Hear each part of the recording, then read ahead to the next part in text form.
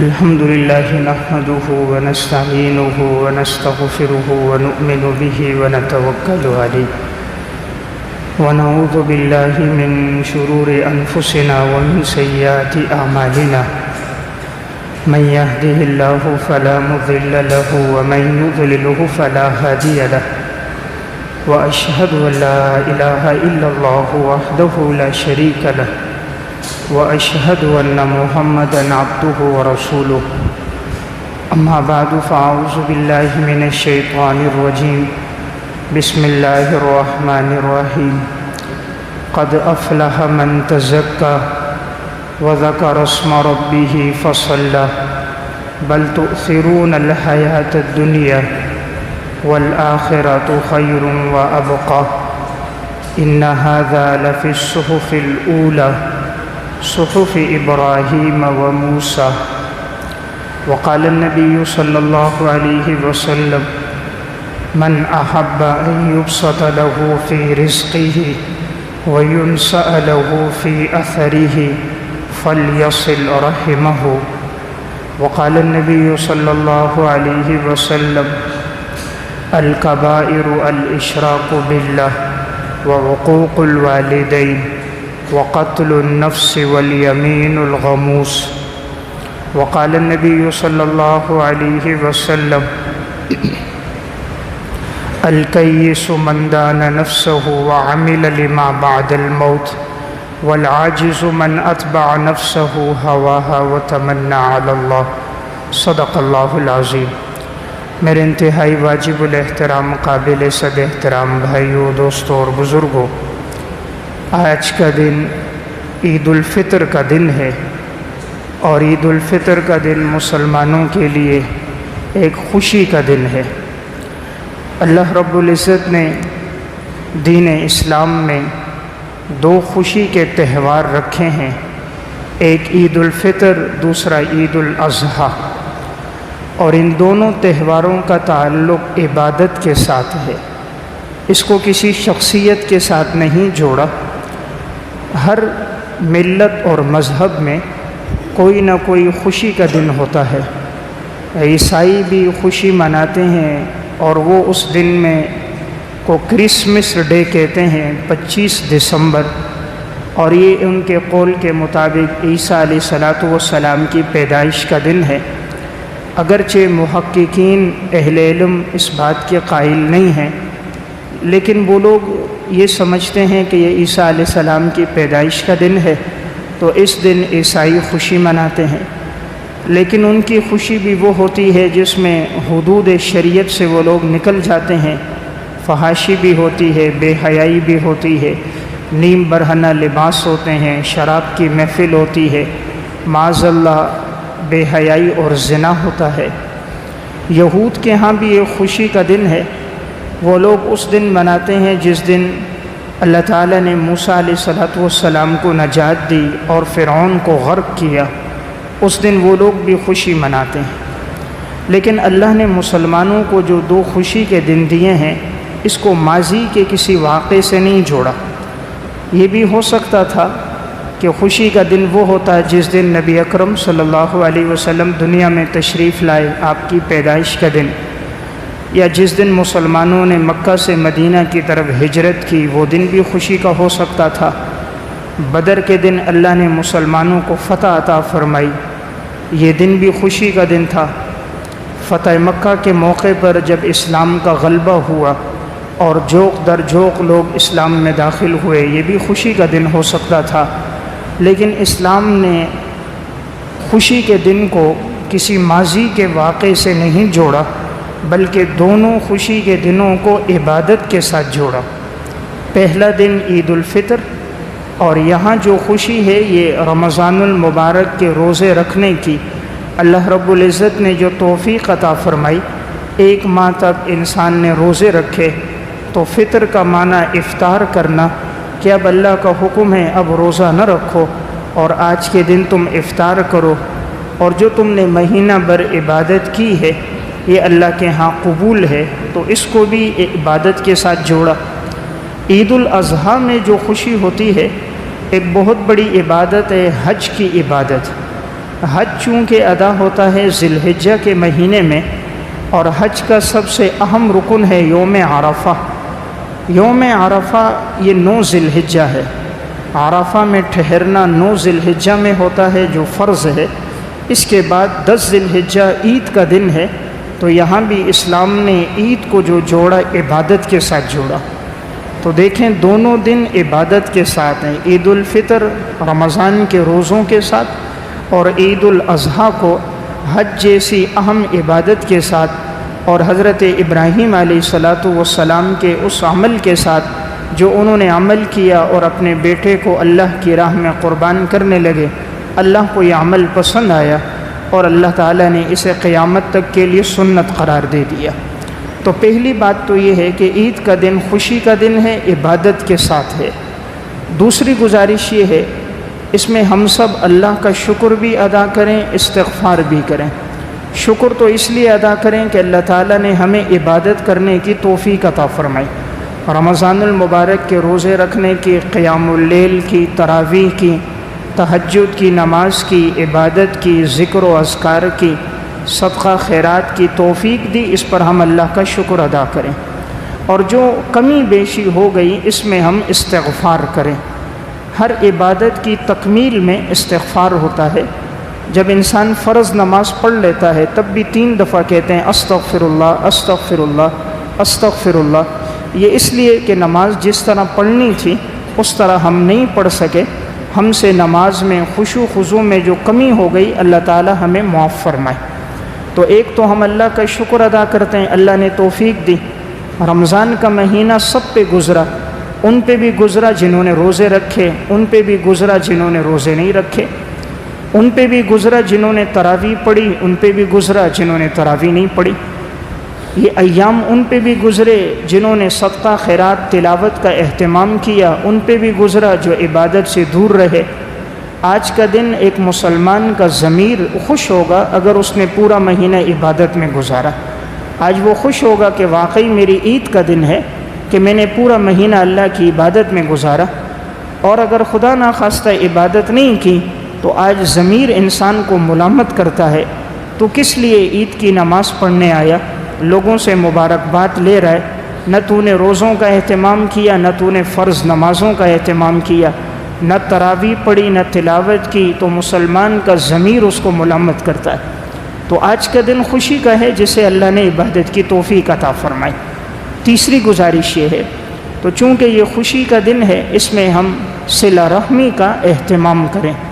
صلہ رحمی کہا جاتا ہے خونی رشتوں کو برقرار رکھنا۔ نبی اکرم صلی اللہ علیہ وسلم نے فرمایا، من احب ان یبسط له فی رزقہ وینسأ له فی اثرہ فلیصل رحمہ۔ جس شخص کو یہ بات پسند ہو کہ اللہ تعالیٰ اس کے رزق کو کشادہ کرے، اس کی عمر میں برکت عطا کرے، اسے چاہیے صلہ رحمی کو قائم رکھے۔ تو اس لیے اس موقع پر انسان اپنے رشتہ داروں کے ساتھ، عزیز و اقارب کے ساتھ اچھا تعلق قائم کرے، اور اگر کسی سے ناراضگی ہو گئی ہے اس موقع پر انسان انہیں معاف بھی کرے اور آگے بڑھ کر ان سے ملنے کا اہتمام بھی کرے۔ حدیث میں آتا ہے نبی اکرم صلی اللہ علیہ وسلم نے ارشاد فرمایا، لا یحل لأحد ان یہجر اخاہ فوق ثلاث فمن حجر فوق ثلاث فمات دخل النار۔ کسی مسلمان کے لیے حلال نہیں وہ 3 دن سے زیادہ اپنے بھائی سے ناراض ہو۔ جو 3 دن سے زیادہ ناراض ہوا اور اس حال میں اسے موت آ گئی وہ جہنم میں داخل ہوگا۔ تو رسول اللہ صلی اللہ علیہ وسلم نے صیغہ ماضی کا استعمال فرمایا، فماتا جیسے مرے گا، دخل فی النار یہ جہنم میں داخل ہوگا۔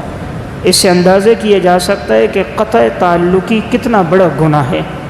آج بہت سے ساتھی ہوتے ہیں ایک دوسرے سے ناراض ہوتے ہیں، بھائی بھائی سے ناراض ہے، بھائی بہن سے ناراض ہے، بعض نادان والدین سے ناراض ہوتے ہیں، پڑوسی ہیں ایک دوسرے سے ملتے جلتے نہیں ہیں، رشتہ دار ہیں ایک دوسرے کی خوشی اور غمی میں شریک نہیں ہوتے، صف اول کے پابند ہیں لیکن اس عمل کے اندر بڑی کوتاہی کرتے۔ نبی اکرم صلی اللہ علیہ وسلم نے فرمایا، الا اخبرکم بافضل من درجۃ الصیام والصلاۃ والصدقہ۔ کیا میں تمہیں ایسا عمل نہ بتاؤں جو نفلی نماز سے، نفلی روزے سے، نفلی صدقے سے افضل عمل ہے؟ صحابہ اکرام نے فرمایا قالوا بلا یا رسول اللہ، اے اللہ کے رسول ضرور بتائیے۔ آپ صلی اللہ علیہ وسلم نے فرمایا اصلاح ذات البین، دو مسلمانوں کے درمیان صلح کروا دینا، یہ روزے سے، صدقے سے افضل عمل ہے۔ وفساد ذات البین الحالقہ، دو مسلمانوں کے درمیان جو فساد ڈالتا ہے یہ دین کو مونڈ دینے والا ہے۔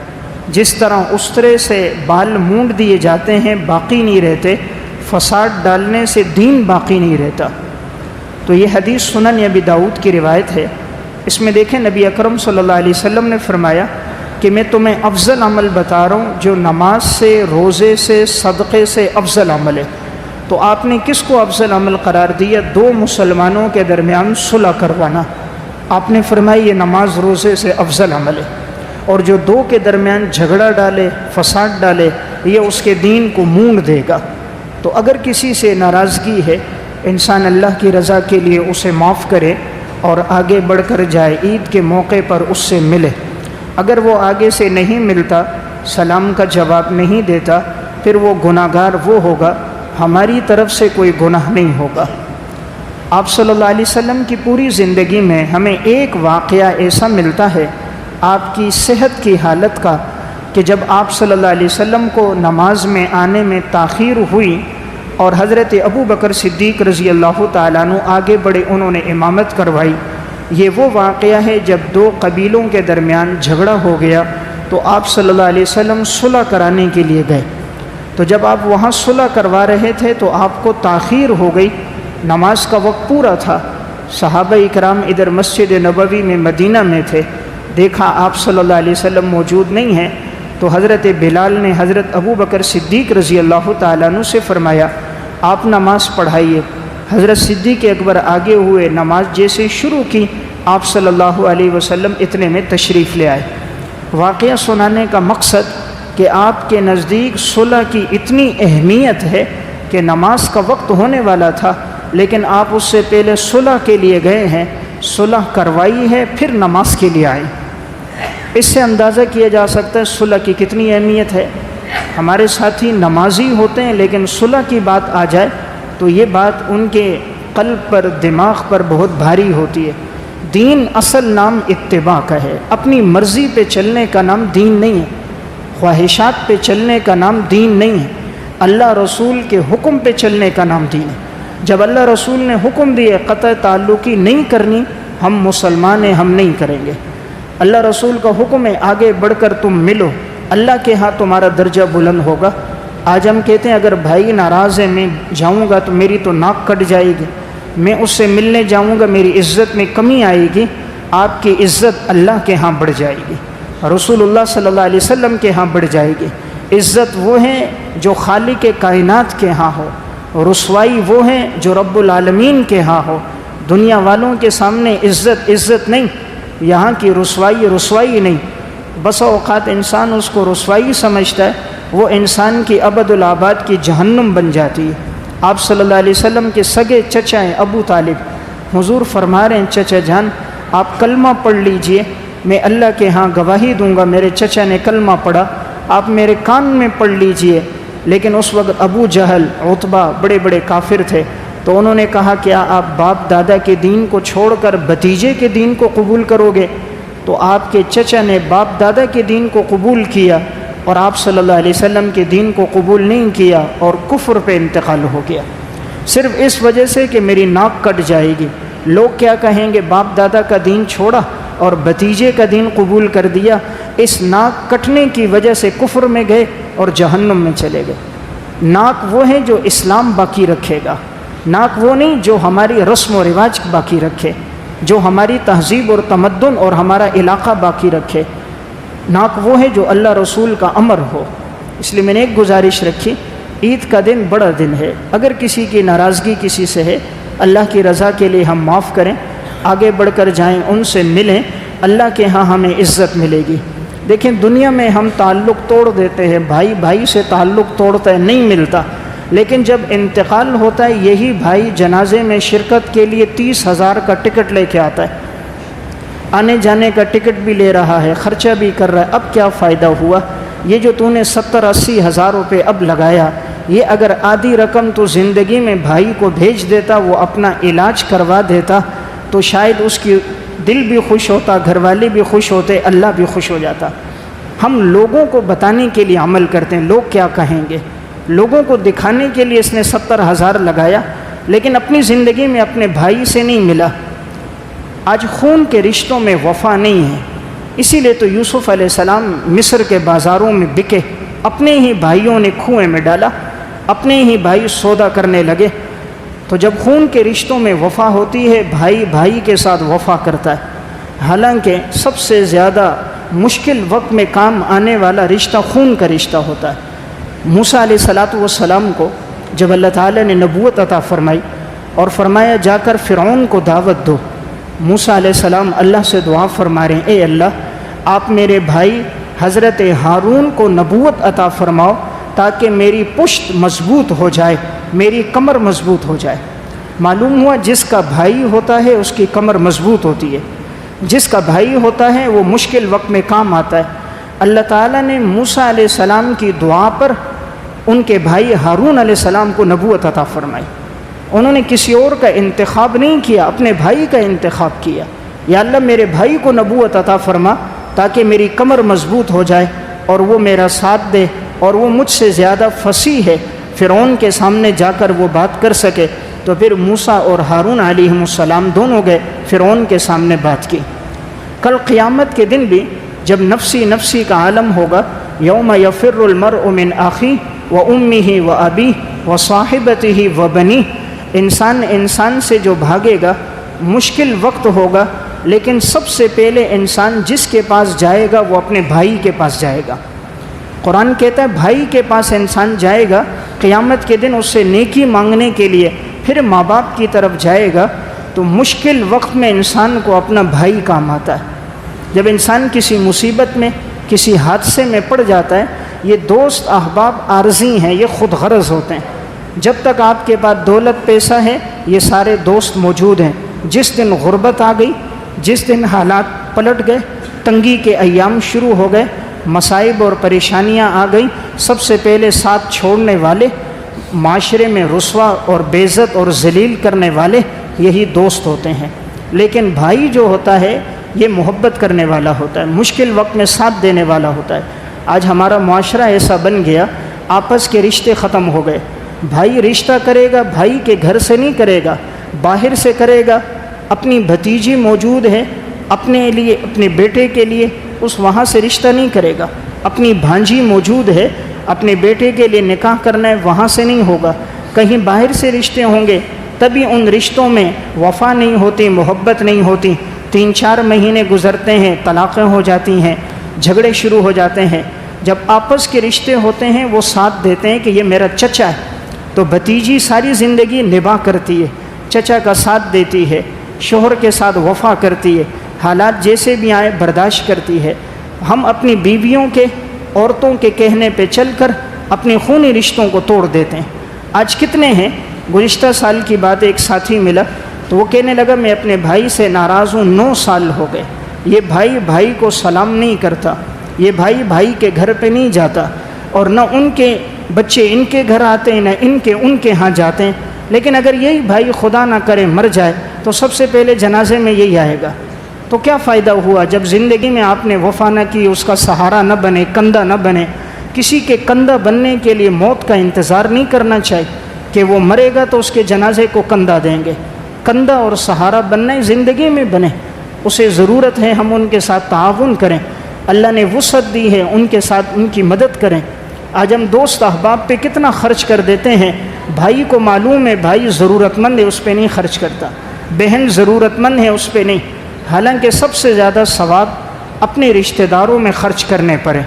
آپ صلی اللہ علیہ وسلم کے پاس حضرت ابو طلحہ انصاری رضی اللہ تعالیٰ عنہ آئے، کہا یا رسول اللہ قرآن کی آیت نازل ہوئی ہے لن تنالوا البر حتى تنفقوا مما تحبون، کہ تم ہرگز نیکی کو نہیں پا سکتے جب تک پسندیدہ چیز خرچ نہ کرو۔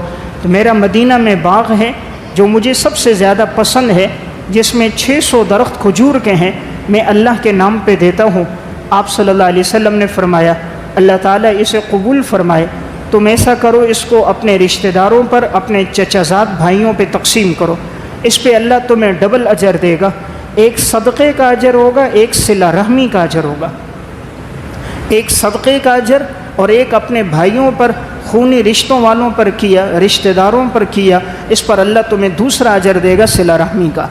آج ہمارے بعض ساتھی کو اللہ نے وسعت دی ہے، وہ خرچ کرتے ہیں لیکن اپنے اوپر نہیں کرتے، اپنے پڑوس میں مستحق ہیں، خاندان میں مستحق ہیں، رشتہ داروں میں مستحق ہیں، اپنا سگا بھائی مستحق ہے، سگی بہن مستحق ہے، وہاں دینے کی توفیق نہیں ہوتی، لوگوں کو بتانے کے لیے دوستوں میں دیں گے، لوگوں کو بتانے کے لیے کئی جگہ میل دور کا سفر طے کر کے وہاں بھیجیں گے، ایک گلی پار میں بھائی موجود ہے، معلوم ہے حالات پریشانی اور تکلیفوں کے ہیں، ان سے تعاون نہیں ہوگا۔ شریعت کا درس یہ ہے انسان اپنوں کے ساتھ وفا کرے۔ آپ صلی اللہ علیہ وسلم کی اہلیہ حضرت میمونہ رضی اللہ تعالیٰ عنہ، ان کی ایک باندی تھی، انہوں نے اپنی ایک غلام کو آزاد کیا۔ آپ صلی اللہ علیہ وسلم کو پتہ چلا، آپ نے فرمایا تم نے یہ کیوں نہیں اپنے ماموں کو دے دی کہ تمہیں اس پہ ڈبل اجر مل جاتا، ایک اجر تمہیں ملتا صدقے کا، ایک صلہ رحمی کا، کہ تم نے آزاد کرنا تھا، دینا تھا، ان کو دے دیتے تاکہ اللہ کے ہاں تمہارا اجر بڑھ جاتا۔ حجاج بن یوسف ایک بڑا ظالم بادشاہ گزرا ہے، ایک دفعہ اس کے پاس ایک خاتون لائی گئی اور 3 مرد تھے۔ حجاج بن یوسف ہوئے جس نے 1,20,000 افراد کو ناحق قتل کیا تھا، اور اس کے انتقال کے وقت بھی اس کی جیل میں 20,000 سے زائد لوگ بے قصور تھے، جن کا کوئی قصور نہیں، ان سے کوئی جرم نہیں ہوا، اور اس نے ان کو جیلوں میں ڈالا ہوا تھا۔ تو ظلم و ستم اس کی زندگی میں زیادہ تھا۔ ایک دفعہ ایک خاتون اس کے پاس لائی گئی، 3 مرد ساتھ تھے، ایک اس کا بھائی تھا، ایک اس کا بیٹا تھا، اور ایک اس کا شوہر تھا۔ حجاج بن یوسف نے کہا میں 2 کو قتل کروں گا، ایک کو چھوڑوں گا، بتا کن 2 کو قتل کروں، کس کو چھوڑ دوں؟ اب بیٹا ہے، شوہر ہے، بھائی ہے۔ خاتون نے پہلے کہا تینوں کو چھوڑ دو، تینوں کا میرے ساتھ بڑا قریبی تعلق ہے۔ حجاج نے کہا نہیں میں 2 کو قتل کروں گا۔ عرب کی دانشمند خاتون تھی، تھوڑی دیر سوچا، سوچنے کے بعد کہا اگر تو نے قتل کرنا ہے تو میرے خاوند کو قتل کر دے، میرے بیٹے کو قتل کر دے، میرے بھائی کو چھوڑ دے۔ حجاج بن یوسف نے کہا انسان تو یہ کہتا ہے کہ شوہر کو چھوڑ دو، بیوی کی زندگی شوہر کے ساتھ گزرتی ہے، تم نے شوہر کا نہیں کہا۔ ماں کو سب سے زیادہ محبت بیٹے سے ہوتی ہے، تم نے بیٹے کا نہیں کہا، تم نے بھائی کا کیوں کہا؟ عرب کی اس خاتون نے جواب دیا اس لیے کہ شوہر مجھے دوسرا مل جائے گا، بیٹا اللہ مجھے دوسرا دے دے گا، بھائی مجھے دوسرا نہیں مل سکتا۔ ماں باپ کا انتقال ہو گیا، یہ جو اللہ نے مجھے بھائی کی نعمت دی ہے، یہ بھائی مجھے دوسرا نہیں ملے گا، اور جو اس میں وفا اور محبت ہے وہ مجھے کسی اور رشتے سے نہیں ملے گی۔ خاوند دوسرا مل جائے گا، بیٹا دوسرا مل جائے گا، بھائی دوسرا نہیں ملے گا۔ حجاج بن یوسف اتنا متاثر ہوا، تینوں کو چھوڑ دیا، تینوں کو چھوڑ دیا، کسی کو قتل نہیں کیا۔ واقعہ سنانے کا مقصد اللہ نے یہ جو محبت رکھی ہے بھائیوں میں، یہ بڑی قلبی محبت ہوتی ہے۔ ہمیں کوشش کرنی چاہیے اگر کوئی بھائی بہن ہم سے ناراض ہے، ہم آگے بڑھ کر جائیں، ان سے ملیں، استقبال کریں، ان کے ساتھ تعاون کریں۔ اللہ نے وسعت دی ہے، ان کے ساتھ ہمارا ہر موقع پہ تعاون ہونا چاہیے۔ یہ دعائیں بھی اللہ کے ہاں ہماری قبول ہوں گی۔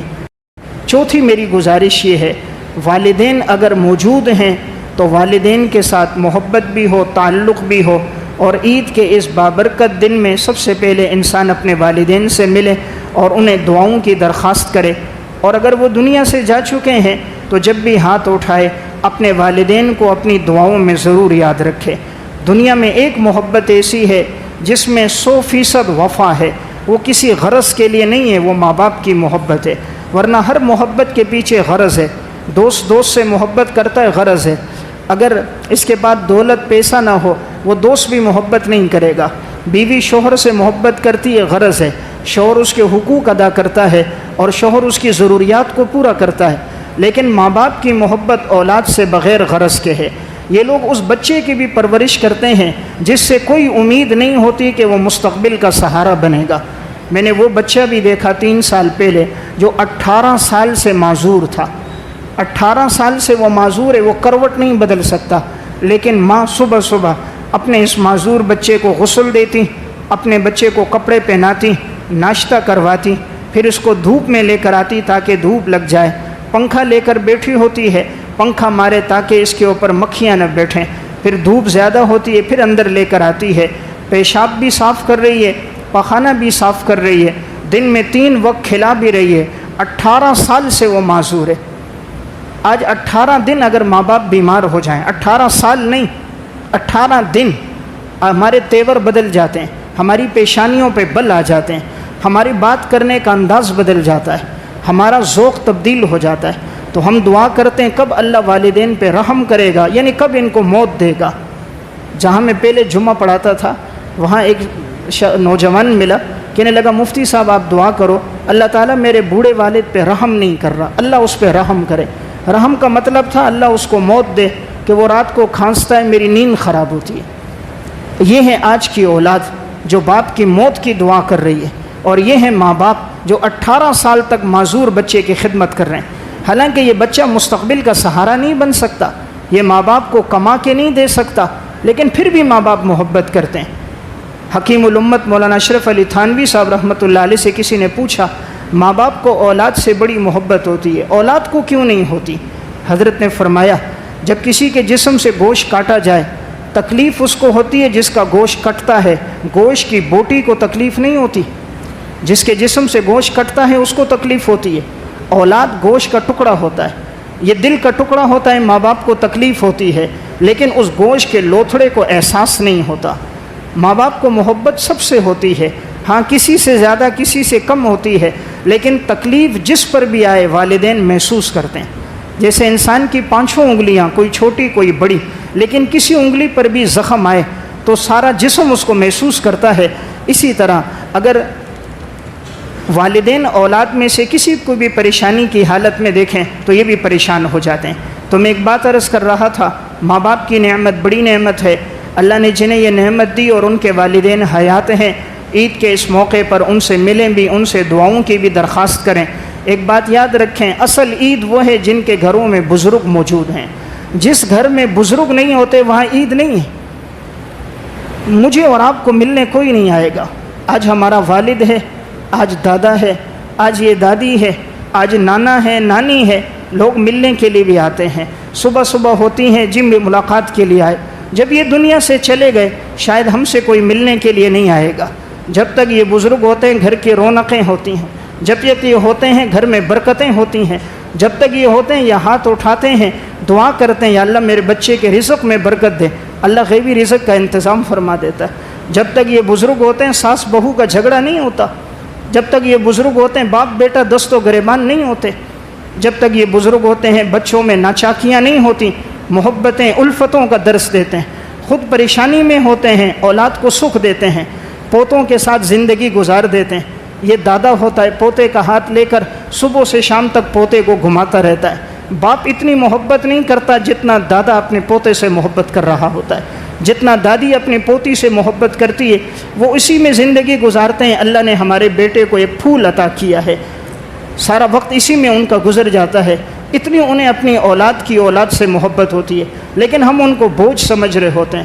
قدر تب آتی ہے جب یہ دنیا سے چلے جاتے ہیں، جب یہ ہاتھ اٹھنے والے نہیں رہتے، جب یہ دامن پھیلنے والا نہیں رہتا، جب عید کے دن انسان گھر لوٹ کر آتا ہے، ماں باپ سامنے نظر نہیں آتے، والدین موجود نہیں ہوتے، بزرگ نہیں ہوتے، پھر یاد آتا ہے ایک وقت تھا وہ تھے میں نے قدر نہیں کی، آج وہ دنیا سے چلے گئے، آج ان کی قدر آتی ہے۔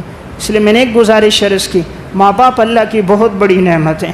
اللہ تعالیٰ نے قرآن میں جہاں کہیں اپنا تذکرہ کیا اس کے متصل بعد والدین کا تذکرہ کیا۔ وَقَضَىٰ رَبُّكَ أَلَّا تَعْبُدُوا إِلَّا إِيَّاهُ وَبِالْوَالِدَيْنِ إِحْسَانًا، والدین کے ساتھ اچھا سلوک کرو۔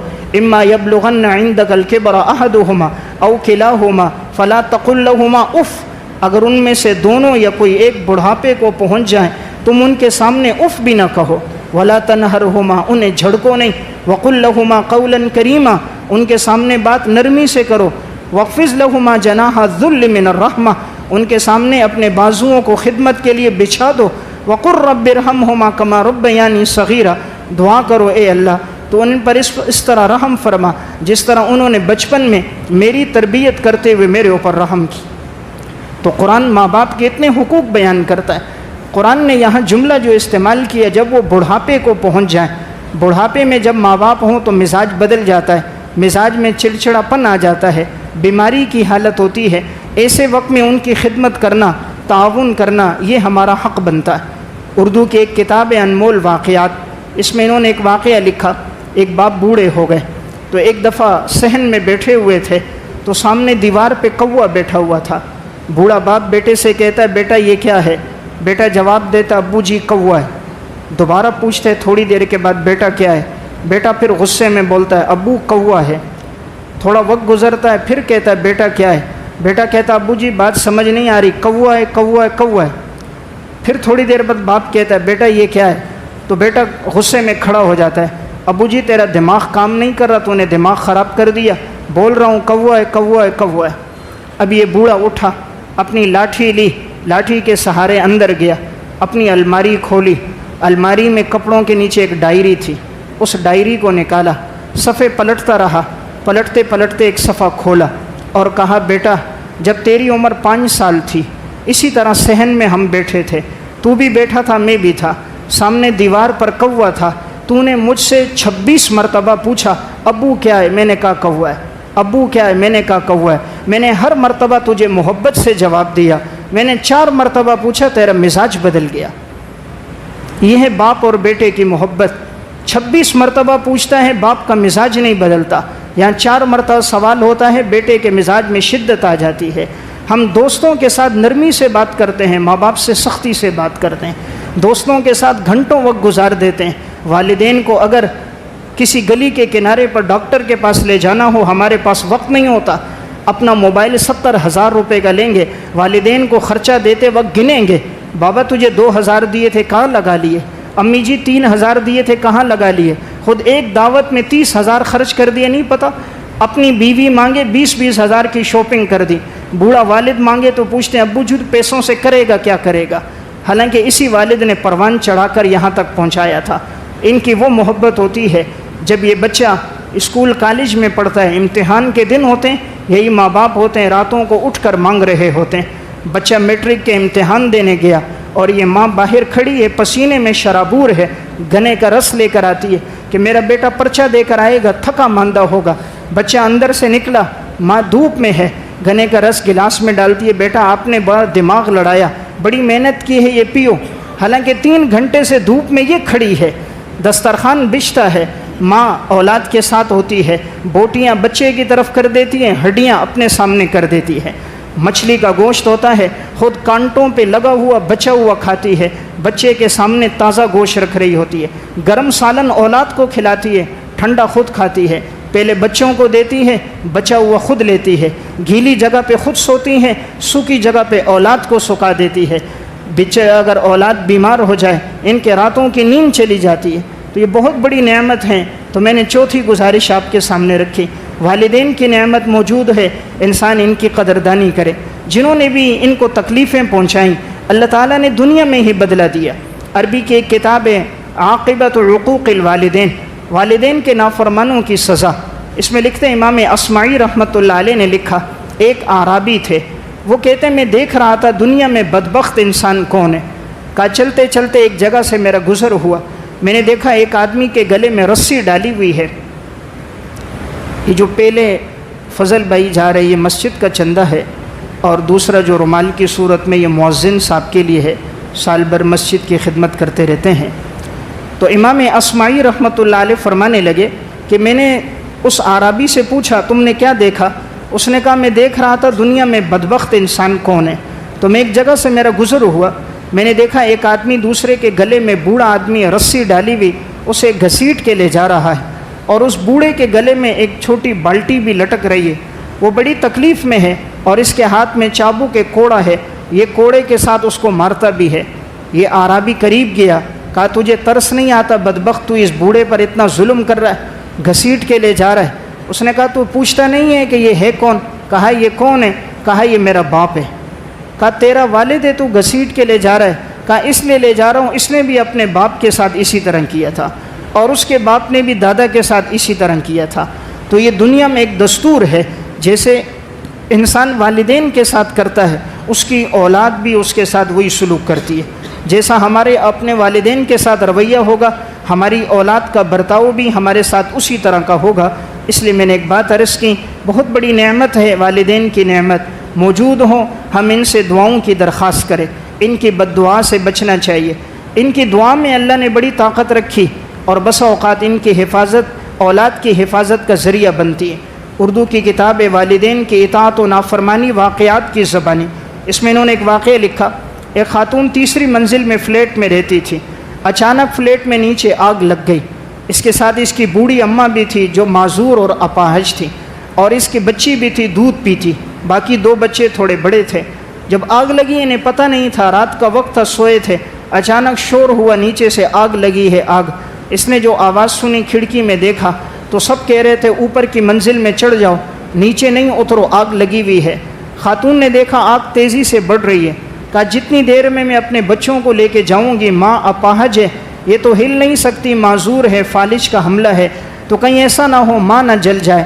دونوں بڑوں بچوں کو بھیجا اوپر چڑھو. بچے سیڑھیوں پہ چڑھ گئے. اس کی دودھ پیتی چھوٹی سی بچی ہے، وہاں اس کو چھوڑا. اپنی معذور ماں کو اس عورت نے اپنے کندھے پہ اٹھایا اور سیڑھیوں پر 2 ہاتھ رکھے، پاؤں رکھے، اور یوں چڑھتے چڑھتے اوپر کی منزل تک گئی. اپنی ماں کو اوپر پہنچایا، لٹایا. اب آگ کے شعلے بڑھتے گئے. جب یہ نیچے کی طرف آئی تو آگ سارے کمرے میں لپیٹ چکی تھی. اب یہی بات تھی کہ شاید یہ بچی آگ میں جل گئی ہوگی، اس کو آگ سے نکالنے کا راستہ کوئی نہیں. یہ اللہ سے دعا کر رہی ہے کہ اے اللہ میں نے اپنی والدہ کی حفاظت فرمائی. اتنے میں فائر بریگیڈ کی گاڑیاں آئیں. جب آگ بجھانا شروع ہو گئی تو حیرت انگیز طور پہ کیا دیکھا، چاروں طرف آگ ہے. بچی آگ کے اندر تھی لیکن بچی کا ایک بال بھی نہیں جلا. اس نے ماں کی حفاظت کی، اللہ نے آگ کے شعلوں میں اس کی دودھ پیتی بچی کی حفاظت کر دی. رب العالمین کا بھی تو ایک قانون عدل ہے. اللہ بھی تو انسان کے عدل اور انصاف کو، انسان کی عقیدت اور محبت کے جذبات کو دیکھتا ہے، پھر وہی معاملہ کر رہا ہوتا ہے جو اس نے اپنے والدین کے ساتھ کیا ہوتا ہے. خدا نہ کرے اگر اس نے برا سلوک کیا ہے تو اس کی زندگی بھی دوبر ہو جاتی ہے. ایک بہت بڑے عالم تھے حضرت مولانا عبدالشکور دین پوری رحمۃ اللہ علیہ. خطبات دین پوری میں ایک واقعہ ہے. فرماتے ہیں چیچا وطنی میں میرا بیان تھا. کہا جب میں بیان سے واپس آ رہا تھا تو ایک گندے نالے کے قریب سے میرا گزر ہوا. ایک شخص نے مجھے آواز دی. کہا میں پیچھے مڑ کر اس کے پاس آیا. میں نے دیکھا وہ معذور ہے اور اس کے پاؤں سے خون اور پیپ بہہ رہی ہے اور وہ حرکت نہیں کر سکتا ہے، مکھیاں اس کے ارد گرد ہیں. تو اس نے اپنا واقعہ سنایا اور کہنے لگا حضرت میں آپ کے بیان کی آواز سن رہا تھا، آپ جہاں کہیں جائیں لوگوں کو میرا واقعہ سنائیں تاکہ لوگ میرے واقعے سے عبرت حاصل کریں. کام میں وہ تھا جو جوانی میں والدین کا نافرمان تھا. والد کا انتقال ہو گیا. رات کو میں دیر سے گھر آتا، ماں غصہ کرتی بیٹا جلدی آیا کرو لیکن میں ماں کی ایک بات نہ سنتا. ایک دفعہ رات کو بڑی تاخیر سے گھر پہنچا. ماں کو جگایا مجھے کھانا بنا کے دے تازہ. اس نے کہا بدبخت یہ کون سے آنے کا وقت ہے، آدھی رات کے بعد تو آتا ہے اور نشاور لوگوں کے ساتھ تو وقت گزارتا ہے، میں تجھے کھانا نہیں بنا کے دوں گی. اس بدبخت نے جوتا نکالا اور اپنی بوڑھی ماں کو مارنا شروع کر دیا. جب ماں کو مارا اس نے تو ماں نے بد دعا دے دی کہ اے اللہ اولاد تو مانگی تھی سہارا بنے، آج اسی اولاد نے میرے اوپر ہاتھ اٹھا دیا. یا اللہ انہی ہاتھوں کو تو مفلوج کر دے، انہی ہاتھوں سے تو طاقت چھین لے. کہتے ہیں میں تو یہ سمجھا کہ ویسے بوڑھی ماں لگی ہے، ہوگا کچھ نہیں. کہا اللہ کا کرنا ایسا ہوا، رات کو میں سویا، صبح جب میں اٹھا تو میرے دونوں ہاتھ مفلوج ہو چکے تھے، ان میں طاقت نہیں تھی، ہاتھوں کو اٹھا نہیں سکتا تھا.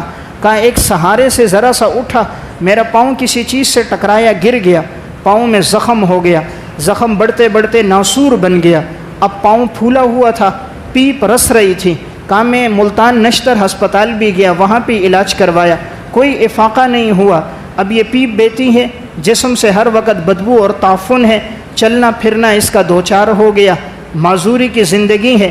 کہا جو پیسہ تھا علاج میں لگا، بیوی نے خلا لے کر چلی گئی، بچوں نے ساتھ چھوڑ دیا، اب گندے نالے کے قریب پڑا ہوا ہے. کہا لوگ یوں روٹی ڈال دیتے ہیں، پھینکتے ہیں جیسے کتے کے سامنے ڈالتے ہیں. اپنے بچوں کو آواز دیتا ہوں وہ بھی نہیں آتے. کہا موت مانگتا ہوں موت بھی نہیں آتی. تو میں عرض کر رہا تھا والدین کی نافرمانی کی اللہ نے دنیا میں دکھا دیا. تو میں نے آپ کے سامنے 4 گزارشات رکھی. پہلی گزارش رکھی شکر کیا جائے، اللہ نے عبادت کی توفیق دی استغفار کریں جو کمی کوتاہی ہوئی۔ دوسری گزارش میں نے آپ کے سامنے رکھی ہے کہ صلہ رحمی کو قائم کیا جائے، ہم اپنے خونی رشتوں کو برقرار رکھیں۔ تیسری بات میں نے عرض کی، قطع تعلقی سے بچا جائے۔ اگر کسی سے ہماری ناراضگی ہوئی ہے، ہمارا بھائی ہے، چچا ہے، ماموں ہے، عید کا موقع ہے، آگے بڑھ کر ان سے ملیں۔ معلوم نہیں آئندہ سال ہم میں سے کون ہوں گے اور کون نہیں ہوں گے، کتنے تھے جو گزشتہ سال تھے، کتنے ہیں جو آج ہم ہیں، آئندہ سال معلوم نہیں ہوں گے نہ ہوں۔ تو اگر کسی سے ناچاکی ہے، آگے بڑھ کر جائیں، ان سے معافی مانگیں، ملاقات کریں، اللہ کے ہاں ہماری عزت بڑھے گی۔ اور آخری گزارش میں نے رکھی، والدین ایک بہت بڑی نعمت اور عطیہ ہے، اگر موجود ہیں ہم ان سے دعاؤں کی درخواست کریں۔ اگر وہ کوئی دو جملے سخت بھی کہہ دیں، دنیا میں انسان کتنے لوگوں کو برداشت کرتا ہے، 15 سے 20 ہزار تنخواہ دیتا ہے سیٹ مینیجر، کتنی باتیں برداشت کرتے ہیں، تانے بھی دیتا ہے، گالیاں بھی دیتا ہے، غصہ بھی کرتا ہے، برداشت کر لیتے ہیں۔ حالانکہ کیا دیتا ہے؟ 20,000۔ ماں باپ اگر ایک گالی دے دیں تو کیا حرج کی بات ہے، اگر وہ غصہ کر دیں تو کیا بات ہے۔ ان کے احسانات کو بھی تو دیکھیں، انہوں نے لکھایا پڑھایا، آج ہمیں یہاں تک پہنچایا، پاؤں پہ کھڑا کیا، کاروبار ہمارا مستحکم کیا، شادیاں کروائیں، ہمیں بولنے کا طریقہ سکھایا، اچھے برے کی تمیز بتائی۔ اگر وہ ایک جملہ سخت بھی کہہ دیں، اس سے انسان ناگواری نہ لے۔ اس لیے میں نے ایک بات عرض کی، اگر وہ یہاں نہیں ہیں ہم انہیں دعاؤں میں یاد رکھیں، موجود ہیں تو ہم ان سے دعاؤں کی درخواست کریں۔